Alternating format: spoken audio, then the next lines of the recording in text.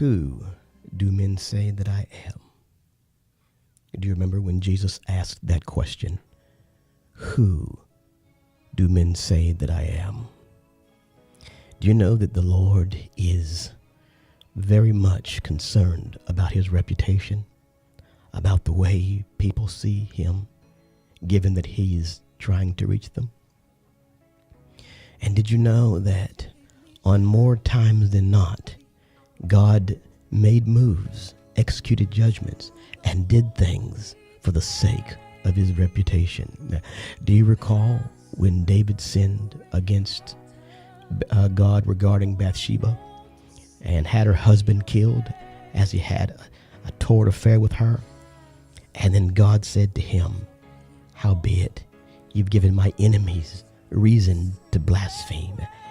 You see, God was concerned about the way those who would consider themselves to be his enemies, what they thought about him, because God always intended to reach the world, beginning with Israel.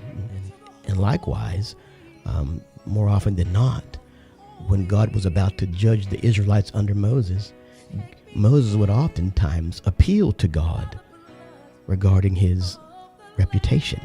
He would appeal to his sense of reputation, that what will the people think? And it would appease God. It would assuade God, so that he would end up not judging for the sake of his reputation, because he's concerned about what we think. Because he's trying to reach us. He's trying to reach the whole of humanity. Now we understand why Jesus asked the disciples, "Who do men say that I am?" Well, why would Jesus care? Because he was there for men's hearts. So he said, "Who do men say I am?" And then he finally said, "Who do you say that I am?" And so that's the question that he's asking each of us. Who do we say that he is? Because sometimes we can proclaim something in our heart. We can proclaim an idea about the Lord from our head, but our heart have a different point of view. Do you know that you can learn something about God in church? And you can hear the preachers and the pastors and the televangelists preach about the goodness of God.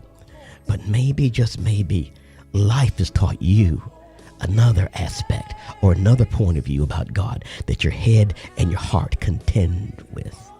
And so no matter what I profess with my head, God knows what's going on in my heart.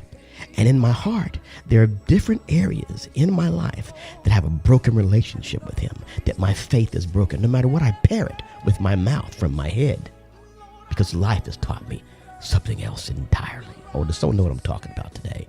Do you recall when the Lord spoke to Abraham and said, "I want you to take your son, the son that thou lovest, the one that you waited 25 years to receive. I want you to take your son, and I want you to offer him up to me as a sacrifice." Well, God, when he gave Abraham this commandment, he did it with a specific idea in mind. You see, Abraham was from the land of Ur, and Ur,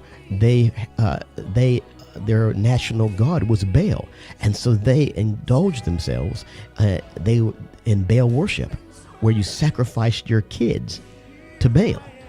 So you sacrifice that which you love to Baal. They call it passing it under the fire. And so they play the drums really loud and they burn the kids alive for Baal's sake.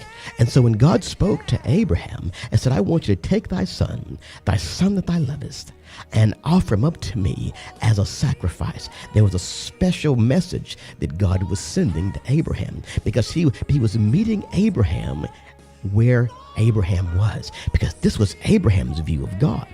God was the one that required that which which was most dear to you. God, and Abraham's concept of God was the one that would want your firstborn. And so God always takes you back to what you really believe about him. He always takes you back. And so some of that's happening, when all that's happening in each of you today. He'll always take you back to what you really believe. Now, he, through that process, renewed Abraham's thinking so that he could see who God was, not who Baal was, or the God of his ancestors, but the God that is Lord of Lords and King of Kings. But he had to go back to where Abraham was, with God in his heart. And so the Lord does with you. This is the reason for the cycles that we tend to, each of us tend to cycle about. Do you ever notice that there's cycles in your life, that you go around the same mountain over and over again? You'll go through the same kind of situation, whether it be in your relationships, whether it be in your money, whether it be in your ministry. You'll go into the same kind of issues, the same kind of battles. You could divorce this person and marry that one. It'd be a different face, it'd be a different personality, but it'd be the same kinds of issues. Haven't you noticed about the cycles in your life? And this is the reason for the cycles. God is always taking you back, because when the rubber meets the road, this is what you really believe about God. He's bringing you back so he can renew your thinking. Now watch what Abraham did. Abraham bound up his son Isaac and lifted up his knife in sacrifice as God had commanded.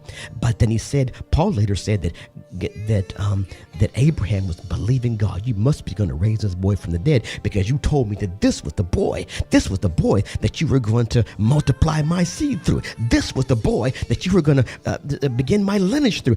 And so Abraham, when he was brought to that place of who he thought God was, when he was brought to that place, that broken down place in his life, where there was a rubbles, where there should be faith, where he had to confront those areas of his life, he made up his mind that God was faithful. He always takes you back. So he lifted up that knife and he looked up at God and said, you're faithful, you're faithful, you're faithful, you're faithful. And when he did that, his mind was renewed. There was no need to proceed. God said, stop. That's not who I am. That's not who I am. And showed him, look, there's a ram in the thicket. I've provided the sacrifice. There's a ram. This is who I am. Oh, don't you know God is asking you even now, child of God, who do you say that I am? Every time you cycle into the same kind of situation, into the same kind of problems, in the same kind of drama, in the same kinds of issues, every time you cycle in the issues in your health and in your finances, you're coming right back around that mountain. You're making another revolution around that mountain until you get a revelation. That's right. You'll make many revolutions as necessary until you get a revelation, until you make up your mind who he is to you.